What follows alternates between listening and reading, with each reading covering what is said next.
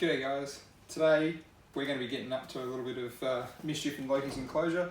It's been looking a little bit sad for a little bit too long, and it's time to just put a bit more effort into it and make it look a little bit more exciting. So what I'm going to do today is show you how to build a background out of this stuff, the old polycarbonate roofing.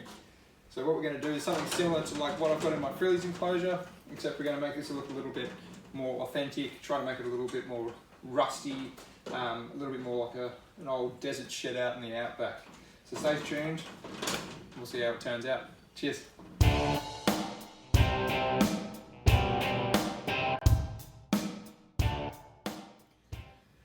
So for those of you that haven't seen Billy's enclosure at all, here's a pretty good look at it. There's the king himself. So I really like this background. It's a really cheap way just to make your enclosure look pretty cool, a little bit different. It's also great for when you're moving enclosures because it's super light. And I'm a big fan of the kind of Australian road signs and stuff like that, so there's no doubt that I'll be adding some of those into Loki's enclosure when the time's right. Yeah, so we'll go forward from here and let's try to make Loki's look a little bit more rusty than what Billy's does, because this is looking kind of like a new shed.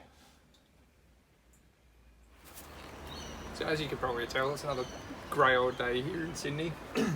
I seem to do all my filming on these sorts of days, but no better time than the present to get on with some projects, and not really enjoying any sunlight, so just give me something else to do on a Monday morning.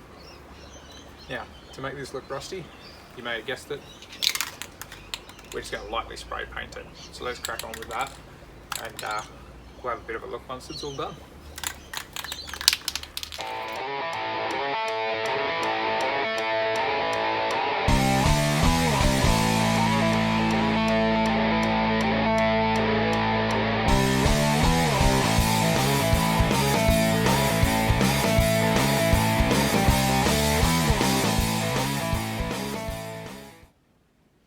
So while we're waiting for these to dry, I'll just go over a few specs, if you will.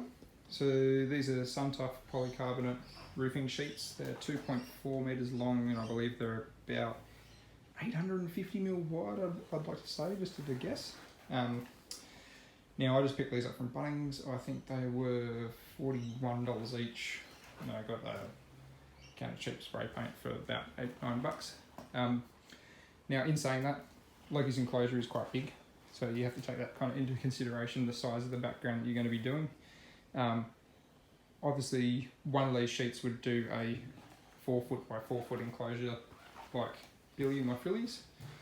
In saying that, Loki's enclosure is 2 metres long or so.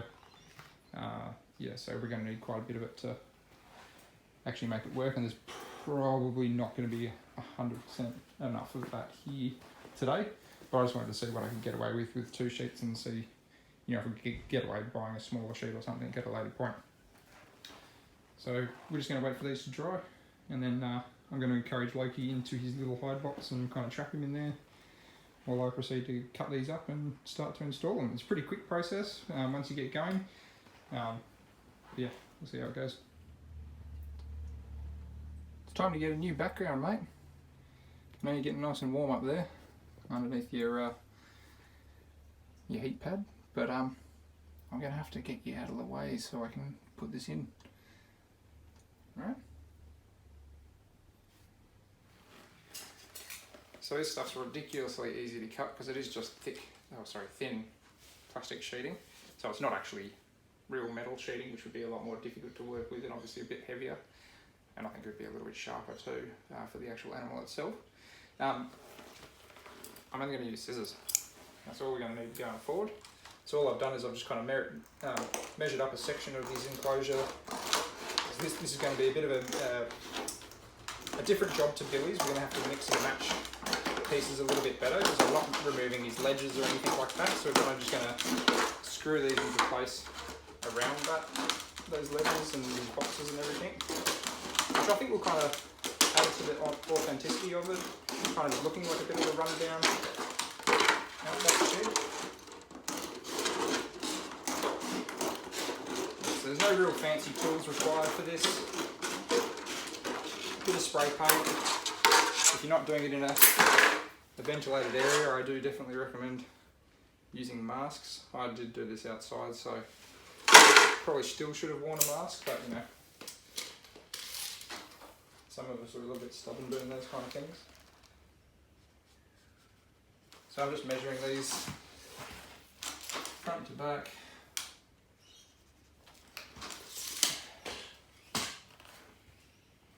Using an offcut of some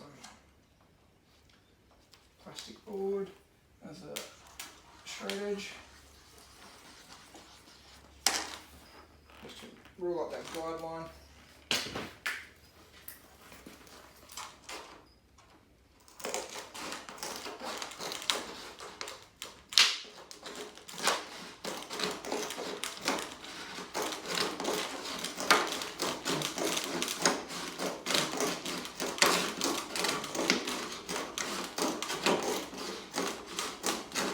I think in the future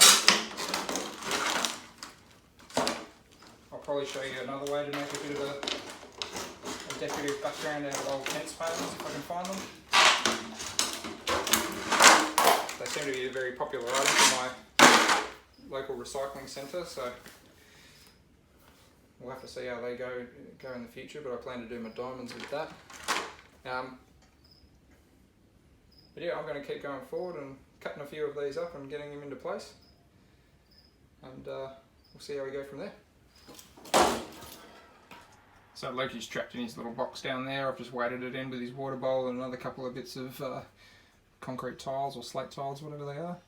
I'm just starting to dummy cut these into place, and all I'm going to do is just screw them in. I'm going to take this opportunity to give his enclosure a good clean too. His water's a little bit gross at the moment.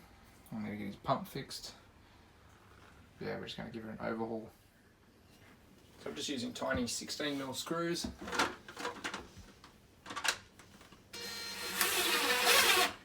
You don't have to go overboard with these either.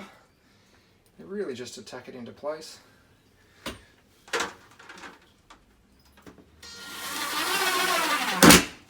Obviously, depending on what animal you're going to use a background like this with, you want to be kind of conscious about that. So, you know, if they're a tiny animal that's going to get behind a background, maybe this one isn't the best for you. But generally on the larger side of animals, these are a pretty good way just to kind of fill in some space and go forward from there. Make it a little bit unique. You know, not everything has to be fake rocks and logs and everything like that. Like, I mean, I would imagine most countries are the same, but in Australia a lot of reptiles actually do take pride in living in kind of human establishments as such. So whenever you are out herping, and if you are ever going out and you see some tin on the road or something, it's a good time to flip it and see what's underneath.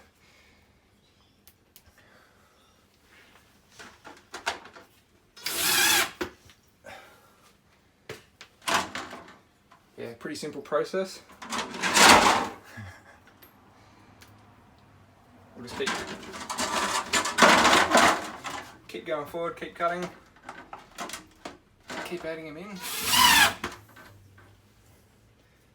Don't know if you guys can hear that, but Loki's not happy about this. He's hissing from his box. The reason I actually trap him in there while I am working in here, while the drill sounds might be a little bit scary to him, is he actually gets very freaked out if he's left into like a sealable, or you know, like a plastic enclosure or something like that. He's if he can see out of it, he gets super stressed. So I don't want to do that to him.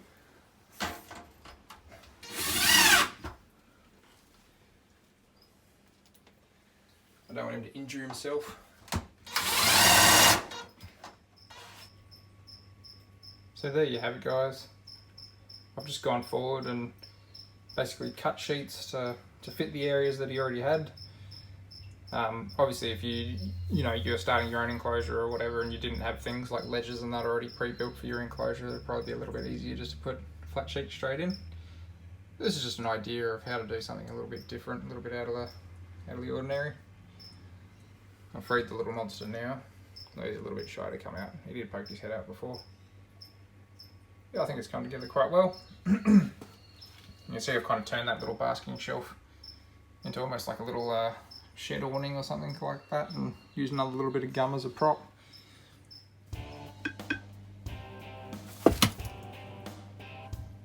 Here we go. Just going to get a fleeting glance of Loki, I'd say. Oh, maybe a little bit more. Got a little bit of the shits on me today. Locking him in his box.